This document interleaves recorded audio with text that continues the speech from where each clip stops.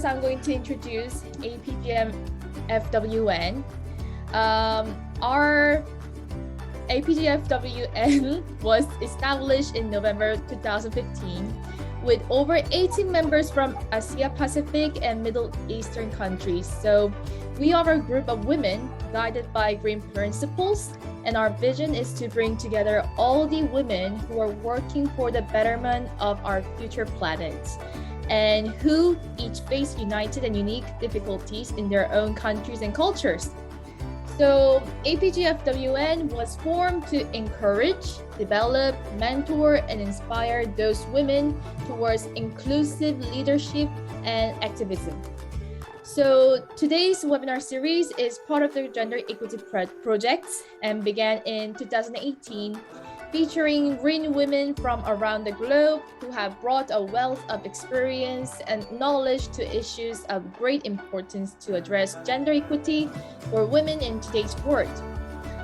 So before we start the event, at the end of our webinar, there's gonna be survey session, and there's also gonna be another screenshot moment. So wait for it, and I will hand it over to Alpu. Thank you, Suin. Hello, everyone. Welcome to this webinar series. I'm Alpu, and I'll be your moderator today. We have two amazing young speakers today, Suhi and Q. Q is going to be a little late, so let me introduce Suhi Lee to you. Suhi has taken many roles in implementing gender equity as one of the co-conveners of the Asia Pacific Green Federation Women's Network. She's one of the co-chairs of International Committee of Green Party Korea and a counselor of the Gender Equity Committee and Women's Committee in her own party. Her passion lies in empowering women and gender minorities to gain more political power in green politics across the Asia Pacific. She has a background in international relations and cultural studies and has worked with organizations that promote democratization. Welcome, Suhi. Over to you. Thank you. Thank you, everyone. All right. My name is Suhi, and I think I know most of you in the call. It's so good to see all of you wonderful working women, green women in politics again. I'm just going to share my screen. Okay. All right. There you go. Now. So today, we are going to talk about APGFWN and APGF's review or analysis on gender equity among APGF member parties, which include full members and associate members. I am going to do the first half of the webinar, which will be the summary of the analysis, and the second half will be done by Q, who would be analyzing what kind of limitations we had for the analysis in the review, and also what kind of future steps we really need to look into. So as Suin kindly explained, the talk that we are going to give today is about the Gender Equity 3-year Action Plan Review. In 2018, APGF agreed on creating something called the Gender Equity Toolkit, which, if I may just show you, is something like this. So it's our website. It's the APGF website. If you go to the APGF website, you'll be able to see under what we do, you'll be able to locate where Gender Equity Toolkit is. It's a very comprehensive toolkit that covers structures, policies, actions, roadmap, case studies on gender equity.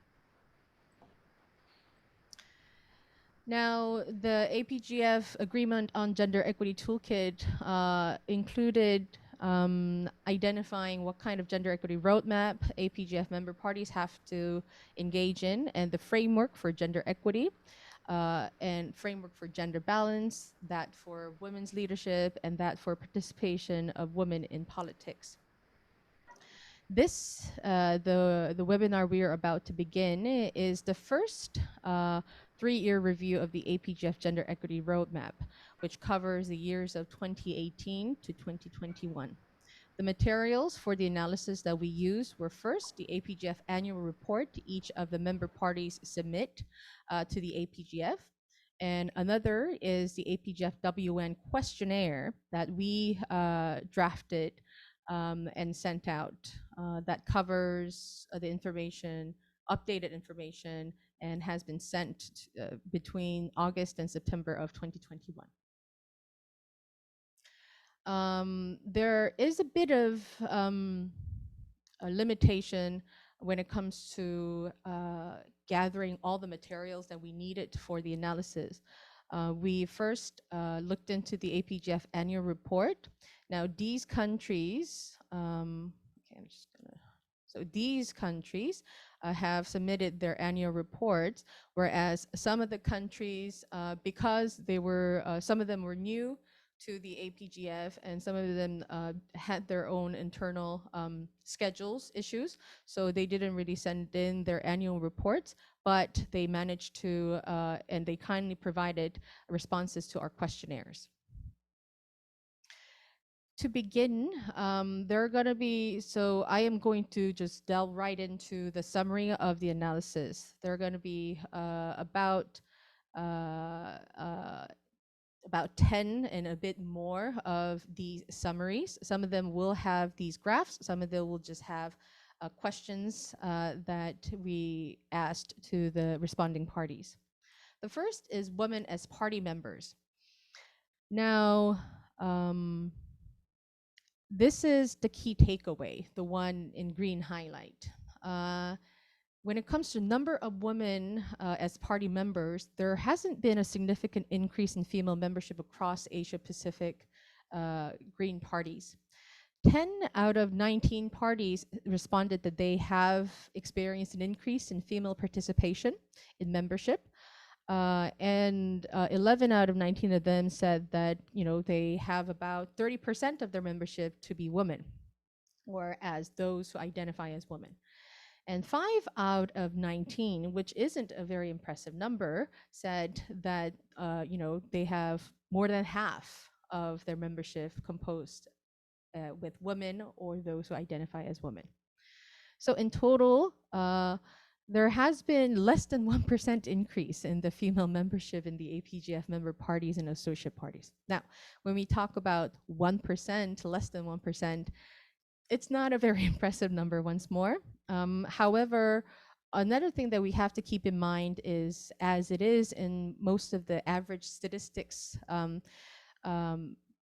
these number or this percentage has been calculated over the span of all the respondents. So we have to be mindful that some countries have indeed experienced increase in the female membership while others didn't.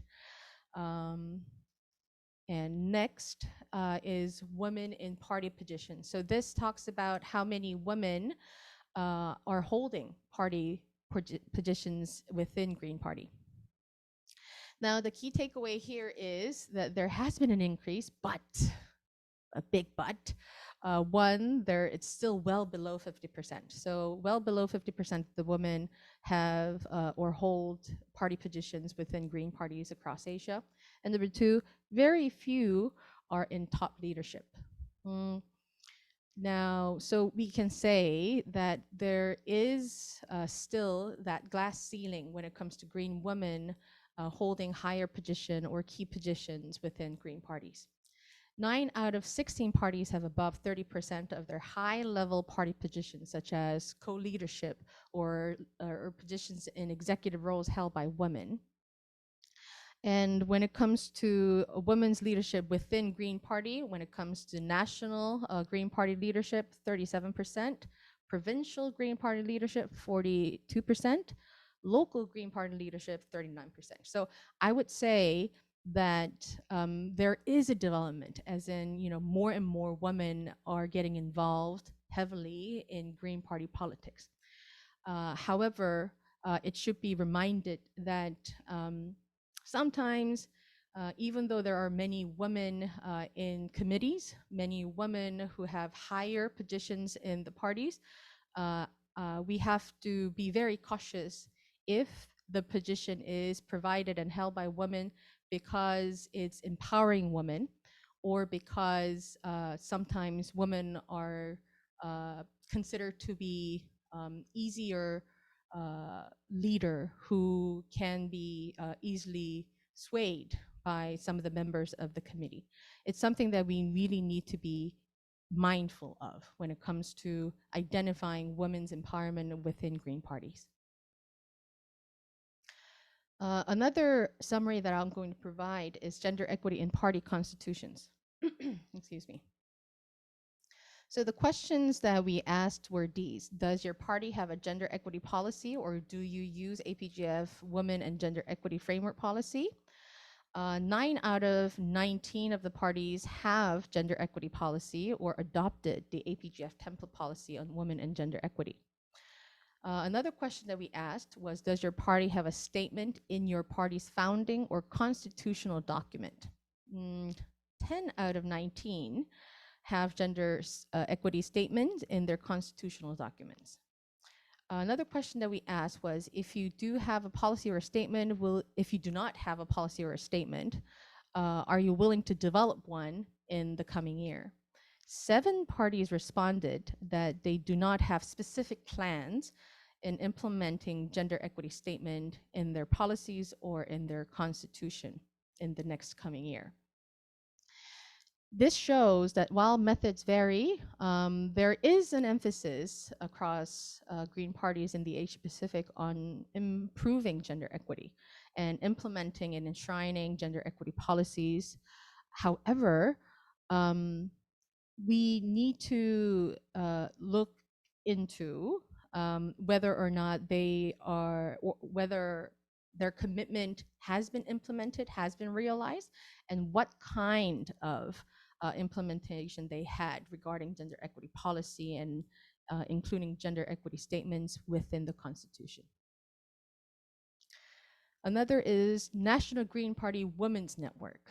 So the question was quite straightforward, asking whether or not each party has a women's wing or women's network or committee.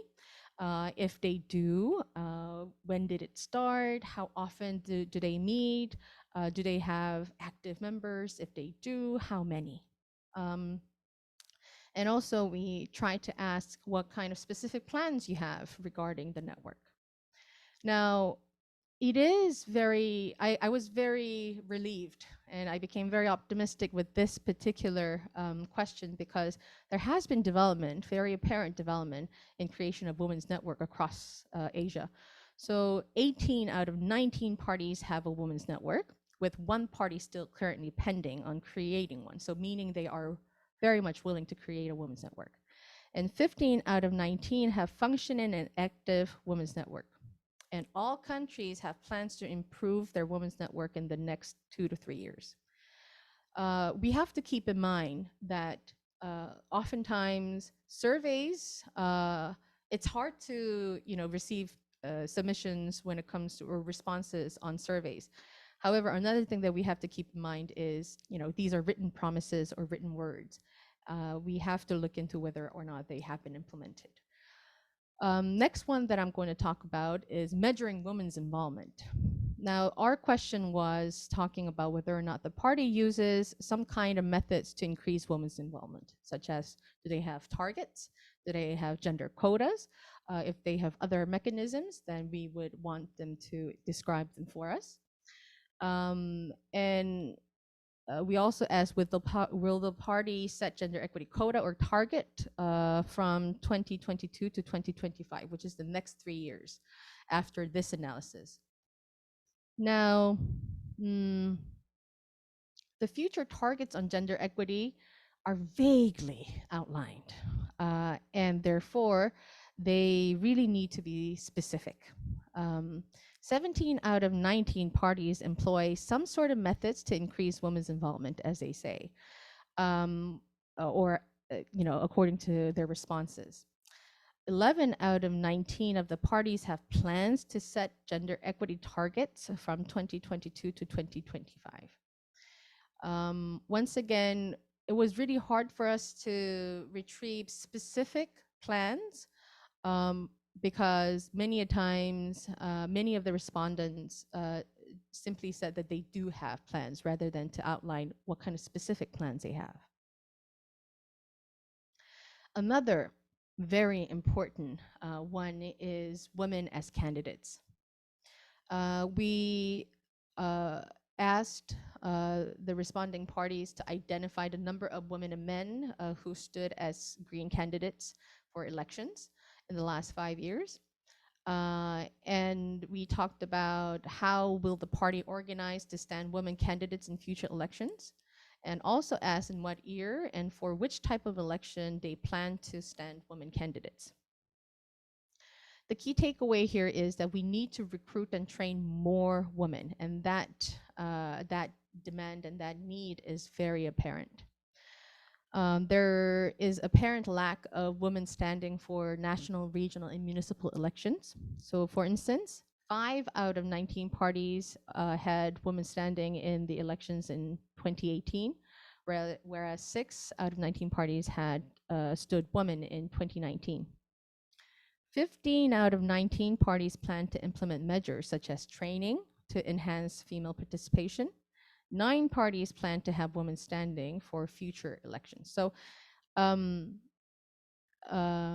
the willingness of the Green parties to stand women and invest in training future women leaders and candidates is there. There is no doubt about that.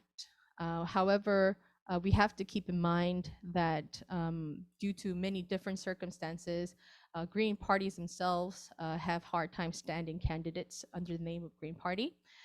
Given that women will receive less support when it comes to priority from time to time.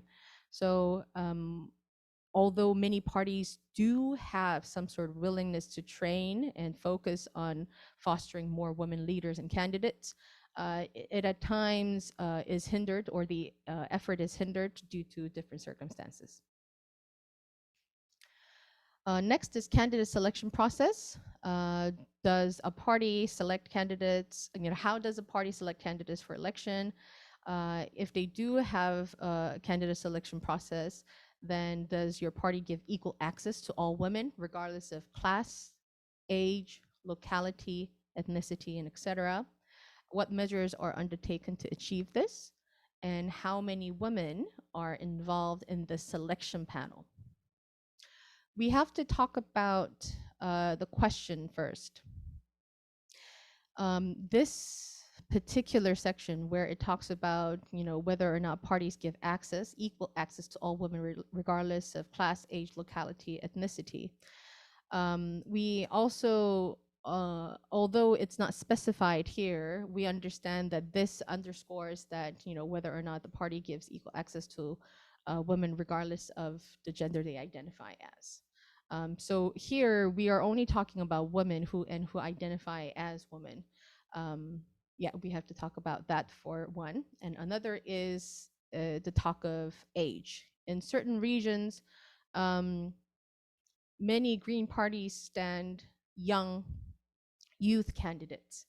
Now, and I know that in certain cultures, it is not recommended to have very young candidates, and it's not really, or the public is not quite fond of seeing very young politicians running in politics. Now, however, Greens have been active and have been actively promoting very many youth candidates to stand in elections. So it's something that we need to be mindful of. Now, the key takeaway here is this. Most parties note that they give women equal access to stand as candidates, though there is no visibility given to what equal access is given.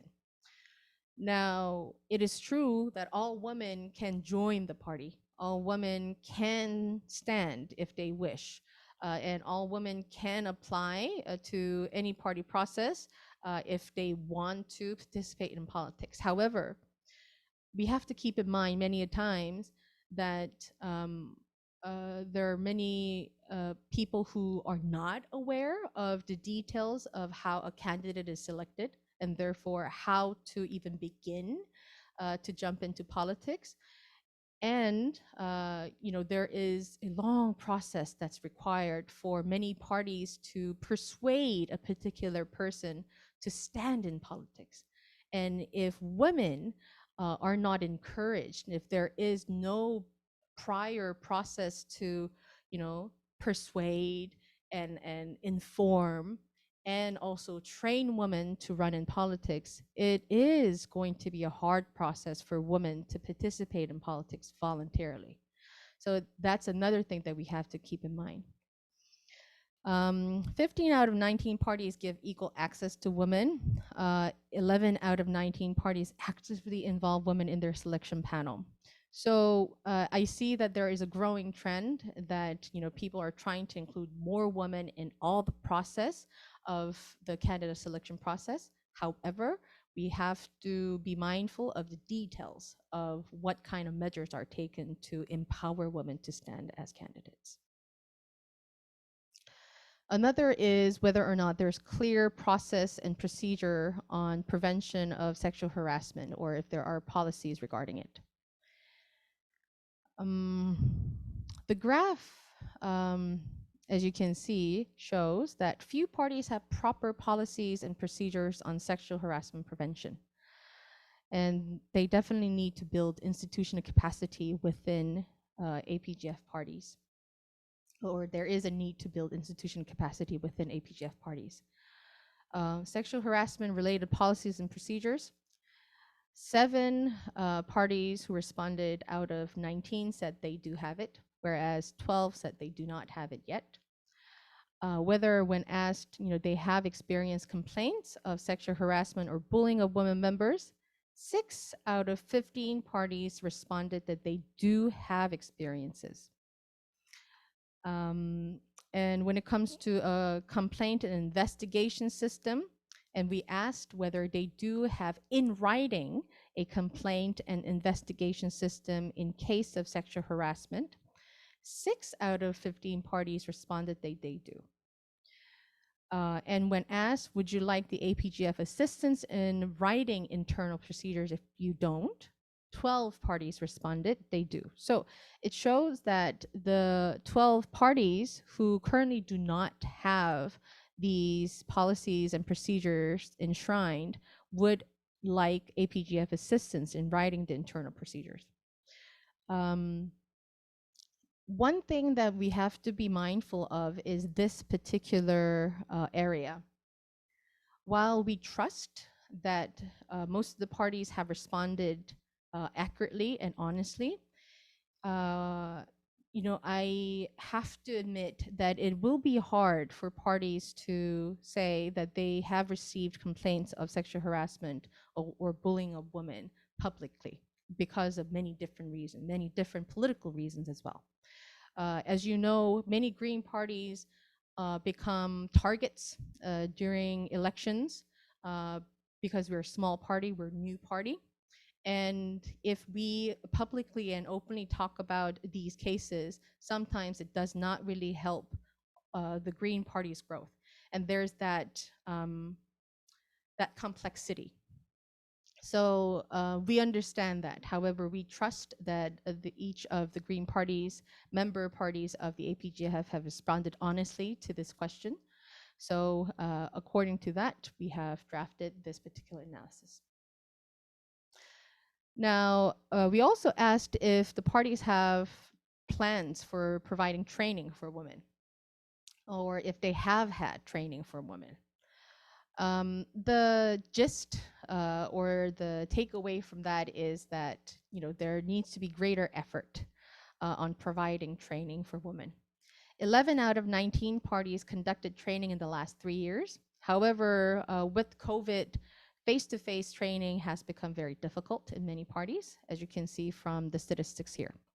So when it comes to some of the training that were held in 2020, not most, but some of them had to be changed from face-to-face training to online training. Now, having online training is a bit difficult from time to time because it's sometimes people have different technological, infrastructural background. which hinders them from having a very smooth and fluid training. And also, many people prefer to have face-to-face interaction rather than online. So there's that change. However, with a lot of help from APGFWN, APGF, any other organizations, more and more countries are willing to create training for women. Now, next is future initiatives and targets. The question was, will your party set targets for the next 3 years, so from 2022 to 2023, for women's participation in your party at these levels? Now, one is recruitment of new women into your party. Another is women in executives and key roles. Another is, recruiting more women for Women's Wing, women as candidates. We received limited number of information. It was hard for us to gauge an accurate reflection of parties' intention. 13 out of 19 said they will actively focus on recruiting more women members. 5 out of 19 provided limited information on increasing women's involvement in the party, especially in decision-making roles. 8 out of 19 provided limited information on how they are willing to stand more women as candidates in future election. Now, this will be the end of my summary. I did provide certain bits of the analysis and certain bits of the limitation in the analysis. However, now I would like to turn to Q for the next part. And if you have any questions regarding my bit of the presentation, please keep them in mind and ask them away at the end of Q's presentation. Thank you. Thank you, Suhi. Guys, we have Q has joined us now, and let me tell you something about Q. So Q is an IDC expert member, and she's representing APGFWN in the policy committee. Q is here, and for this later part of the presentation, she's going to be talking and telling us about all of it in details. Over to you, Q. Wrong. Thank you so much. Okay, well, hello everyone. Thank you for joining in today, and apologies for being very late. I've just had some work issues and then also some weather issues. I'm currently in Sydney and it's just very, very rainy because of La Nina. But anyway, it's good to be here. So just coming off the back of what Suhi was saying about some of the key findings of the analysis over this 3-year period. This analysis was taken to the APGF AGM in October of last year. And so this roadmap was presented and the findings were presented to the AGM. And some of the key sort of things that the AGM ended up passing, I think really feed into the next steps as well, which I'll also go into. So the AGM passed, the motion that was passed at the AGM included the fact that there is recognition of the plethora of work that's being done and the progress that is being made with some of the particular initiatives that the Women's Network has been doing over this 3-year period, such as trainings and so forth. And that the APGF Council recognised that there's a need for additional work to be done with these initiatives to continue to progress the work of gender equity with it across all APGF parties over the next 3-year period coming up to 2024. The motion also recognised that other initiatives such as having model templates for procedures and processes that in particular address the barriers to women's participation within parties is incredibly important for parties to, or APGF countries to then adopt and localize themselves, just to ensure that there is also structural recognition of the barriers to women's participation and ensuring that women's rights are enshrined within party policy and procedure. But I'll go into that a bit more in next steps. The motion also recognised or really urged for APGF parties to continue to implement procedures and processes that enshrine women's rights and promote their ability to freely and actively participate politically within the party. And in particular, adopting procedures and policies such as a prevention against sexual harassment procedure, a grievance procedure, and an open candidate and executive selection procedure as well. And sorry, so just on the next slide. So this is an overview of some of the proposed next steps from the Women's Network that APGF parties could take to progress the gender equity roadmap and ensure that women's rights are enshrined within policy and practice. So just on the next slide. Next slide. Yep, thank you. I think there's a delay. So the first thing that we propose is to start at the top, really, and this really pertains to women's leadership in executive positions, particularly. And studies show that the more women are in executive positions of leadership, that leads to greater gender equity within institutions, and that includes political parties as well. And we propose that a minimum of 50% of APGF executive positions need to be held by women over the next 3 years. And we recognise that it will be a gradual process, but having that intention to promote women into those spaces, into those positions, is incredibly important.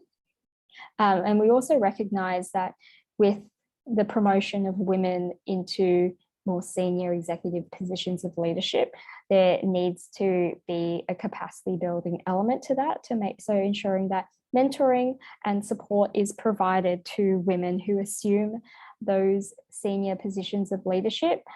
And this is to ensure that women are well equipped to operate in those positions and can truly thrive in those positions.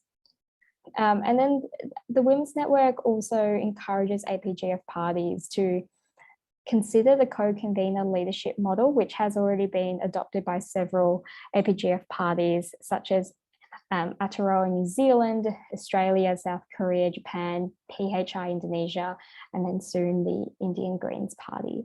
But just ensuring that there is a genuine equality in tangible positions of leadership from the very top of parties.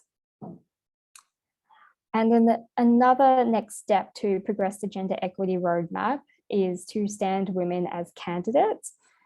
So women candidates are currently or will be standing for election in APGF countries such as Korea, Japan, and Nepal. And this is obviously incredible to see a plethora of women who are really eager to stand as candidates and represent the Greens, their Greens Party and Greens platform. And the APGF Women's Network is currently adapting the She Will Run module for our broader gender equity training. So our She Will Run module is a training initiative to promote, to support women to stand as candidates, so equipping them with the knowledge and tools to be able to do that. And over the next 3 years, we'll continue to see more APGF countries stand women as candidates, especially at local government or in local government elections. And that will be incredibly important to see how the She Will Run module is also supporting women in their own election campaigns. So in this sense, it's an opportune time for all APGF parties to continue to stand women as candidates, and especially in parties that have a quota for the amount of women who are elected government officials. So it's often at 30%. And this quota is in place in places such as Aceh, Pakistan, Bangladesh, and India. So it's particularly opportune there. But overall, standing women as candidates and then having having that capacity building training support to supplement that ensures that women have the support, the resources, the technical knowledge, and also the solidarity from other women and also men in parties to stand as a political candidate. Wonderful. And another proposed next step from the Women's Network is to proactively engage women to join APGF countries. So this is all about membership, but it's ensuring that women are being engaged based on issues that they care about and on issues that intersect with women's rights. So with this, it will be important to have very front-facing or visible public-facing women as leaders from APGF parties to help encourage more women to join.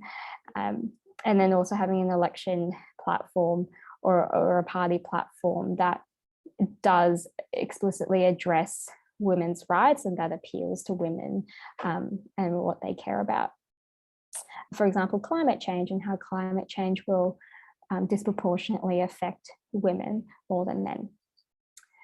And then clear policies and procedures. So this was prefaced in the motion that was outlined, the motion that was passed, I should say, by at the APGF AGM in last October. But as we know, psychological safety is a huge barrier to women's political participation, especially if there is real or perceived harm that women feel within political spaces across the board. So policies and procedures are incredibly important in enshrining women's rights, the right to feel safe and to be able to fully and wholly participate in parties. And the policies and procedures also provide the language for women to better understand and to advocate for their rights within parties or within institutions. So they're incredibly important. To date, the APGF Women's Network have done an immense amount of work to ensure that we as a federation have the right policies and procedures in place that can be used as templates for APGF parties to then adopt themselves. And these documents include the Prevention Against Sexual Harassment, Exploitation, Abuse, and Harassment, put there twice, it shouldn't be there. And that has been adopted already by APGF Council, which is great. We've also drafted the grievance procedure, which has also been adopted at the council level. We've drafted the gender quotas procedure. So this is a document that sort of outlines our recommendation as a women's network for how we can best promote the tangible and real participation of women within the party structures. So, for example, as we said before, we want to see at least 50% of women in positions of executive leadership over a 3-year period. So quotas are targets that enable us to start to structurally change what women's participation in parties looks like. And this is a document or procedure that is to be discussed for adoption at the next council meeting. And we've also drafted up the candidate selection procedure, which is to be discussed for adoption at the next council meeting as well. But it's basically a document that promotes how or outlines how the process for how women can stand as a political candidate and ensuring that some of the barriers that women face are minimized or diminished. So with all of these processes and procedures and whatnot, it's incredibly important, we feel as a women's network, to encourage all APGF parties to adopt these policies and procedures within their own parties as well, and just to ensure that women's rights are tangibly and explicitly enshrined within parties, and that they are processes and documents that can be referred to by women to ensure that they have the language to advocate for their rights and to actually understand what their rights are as well within institutions and within parties. And then we also think in terms of party constitutions, there are some parties that have a clause within the constitutions to achieve diversity and gender equity within all levels. So for example, the Australian Greens, Tarroa, New Zealand Greens, the Indian Greens Party. So we also encourage APGF parties to adopt similar guidelines within their constitutions. And then the last one is just looking at the federation level. We recognise as a women's network that the federation is moving to a system to recruit more women within decision-making positions, and that also looks like adopting the co-convener leadership model that I referenced earlier for all its committees and subcommittees. So I just wanted to leave that there as another reminder of what the co-convener leadership model could look like within your own APGF parties as well. Thank you. That was all I had on the next steps, but I'm very eager to sort of open it up to everyone and to see if anyone had any questions on the presentation so far, or any thoughts as well. Thank you so much, Kyo. And that was a detailed presentation. Suhi and Kyo, I thank both of you for that. So now I'll put the forum for discussion and any thoughts coming up to your mind, anything that you need to ask about the programs and the schemes and how we look at it. Yes, everyone. From Greens Japan. Just for my own understanding, I'd like to know how many countries, this is very basic information, I can probably find out on my own, but how many countries are there in the APGF to begin with? And of those, I think the number 19 was mentioned as the number of countries that responded to the questionnaire. If there's a list of 19 countries, that would be helpful as well. Thank you. Okay, so when it comes to the respondents, yes, there are 19, and on the list of the full members and the associate members, I would have to get back to you on how active the list of the countries are. As far as I know, we have about 20 to 21. But once again, I'll get back to you. I'll circulate an email with details on the countries. And also on the APGF website, you can go to I'm just going to share a link very soon on the annual report, which would have the full list of countries and associate countries. And also it would have APGF annual report submitted by each of the member states. All right, thank you. It is. It's not a question. It's just a thought, and it's something that I would want Suhi to speak on. When you were talking about the sexual harassment thing and how it wouldn't be so easy for Green parties also to to come up openly about things and all, because they're always targeted for being the smaller parties and the new parties and all that. But on the other hand, there is a challenge, right? There are people within the party who feel and face that sort of behavior from male counterpart. Then how do we deal with it at a macro level, keeping both things in a balanced way? What do you have to say about that? Thank you, LPU, for posing a very pivotal questions that all Greens have to think about. It is true that there is that bit of political interpretation on whether or not a Green party, a small political party, would be open about their sexual harassment cases. However, as you said, regardless of how publicly they would discuss it, we need to have a very clear and very accessible policies and procedures on how to handle it internally. As Q mentioned, APGF, along with APGFW and the IDC, we have drafted a template policy on prevention of sexual harassment and abuse.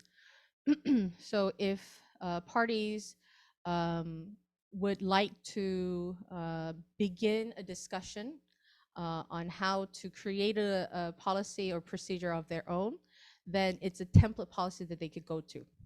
Obviously, we understand that there is a need to look into each detail of the template and really see whether what is written in the template policy is applicable to each local and national context. That process is very much needed. Another is something that I could share as a member of the Gender Equity Committee of Korean Greens. It's very important. I cannot emphasize more on how important it is, but it's very important that all executives and all wings and committees and all executives, all co-conveners, all leadership, regardless of their gender, have to be trained in how to handle such cases. When you are the perpetrator, when you are the victim, when you are a bystander of these cases, especially when you're a perpetrator, I guess you wouldn't really want to talk about it openly. But regardless of your position, you need to know what really is the process for the party. Who do you have to turn to? If you cannot turn to your leadership because that leadership has been, a part of the, of this whole harassment and violation of your right, then who do you turn to? Another thing that we have to think about is talking about what kind of processes, what kind of procedures we as Greens can support. Oftentimes, there are going to be cases within Green parties where a perpetrator would simply choose to leave the party and believe that that's it. Well, I'm out of the party, so you can't do anything about it because you're party executives, you're party committees. I'm not a member of the party, so what are you going to do about it? That's not the end. What that person particularly has done is against the law of the country. So if it will be great if in extension of the internal party regulations and procedures and policies, that we make sure that there is further step that can be taken even if that person leaves the party.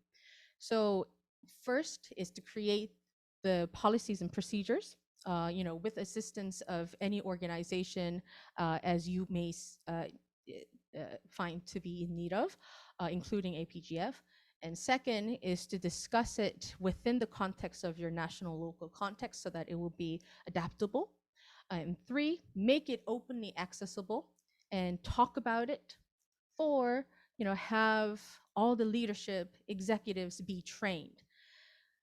I have to emphasize this more and more. We know that not all Greens think alike. We are in Green Party because we have, different initiatives, different agendas that we wanted to focus politically. Now, given that, when it comes to gender equity, people may have different understanding of how to implement it or what is gender equity. So it is very important that all leadership have and join in training on understanding what is gender equity and what you're not supposed to do, what kind of speech could be considered as hate speech, what some people may find uncomfortable. And you need to be trained regardless of your gender. Doesn't matter if you're a woman, you really have to, have that training. And 4, or, I think I lost count, but anyway, the last would be to make sure that, there are steps outside the party as well for the victim to be supported with. I hope that answered your question. And I want to turn the mic to Q as well, if she has any other suggestions on this as well. Thanks, Suhi. I mean, that was very, very comprehensive. Don't know if I can think of anything else, but I suppose at the end of the day that irrespective of what setting you're in or what the Greens espouses, it's still an institution, and within that power needs to be continuously monitored and checked, which is why, for example, having a prevention against sexual harassment policy is so integral. But Suhi's right, it needs to be supplemented or complemented by training as well, and real feminist leadership within all parties, and that especially comes from men as well, to ensure that women's rights and the safety for everyone within parties to participate politically is enshrined as well. And as Suhi touched on, that I think the Federation, we've had discussions on this, but the Federation is continuing to see in those sorts of circumstances how we as a Federation can support someone who has experienced something like that, even beyond the sort of confines or settings of their political party. But yes, it's incredibly important to make sure that this is a continuing conversation, and that victims or people who experience this sort of behaviour are centred in all of the conversations that we're having on this issue. Thank you for your question, Alpu. Can I just, thanks, you know, if you're asking questions. There's been quite a big difference in the parties that have undertaken gender equity training, such as India, Nepal, and Pakistan. And after the gender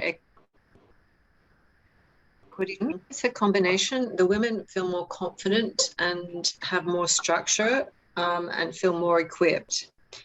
And it also puts pressure internally inside the party. But wherever we've done a gender equity training, it has shifted and in 2 countries to have women co-conveners, in the 3rd country to have a woman vice president, hopefully eventually a president. So that seems to be helpful, having the framework and a structure for training and combined with the spotlight being on that party a little bit. I think that helps too. Yeah. And thank you for your presentation, Suhi and Q. Running short of time now. So I'll have to close the session now and conclude the session now, which is going to be very short and very precise. So what comes to my mind is that when we talk about gender equity within the Green parties, it's still a very long road ahead. But I guess slowly and steadily, we will be there. Still lots to do. Thank you everyone for joining this session. Thank you, Alpu, for your closing statement. I mean, it's my job to promote our Facebook page to everyone. So I'm just gonna do it for now. So we might have updates of our upcoming webinar with Facebook link. I'm just gonna share it with you on the chat box. Make sure you check it out and then follow us. And thank you for joining us today. It was so lovely to see everyone's faces and see how everyone's doing. I loved it so much. Thank you, Suhi. Thank you, Q, for your presentation. And yeah, thank you.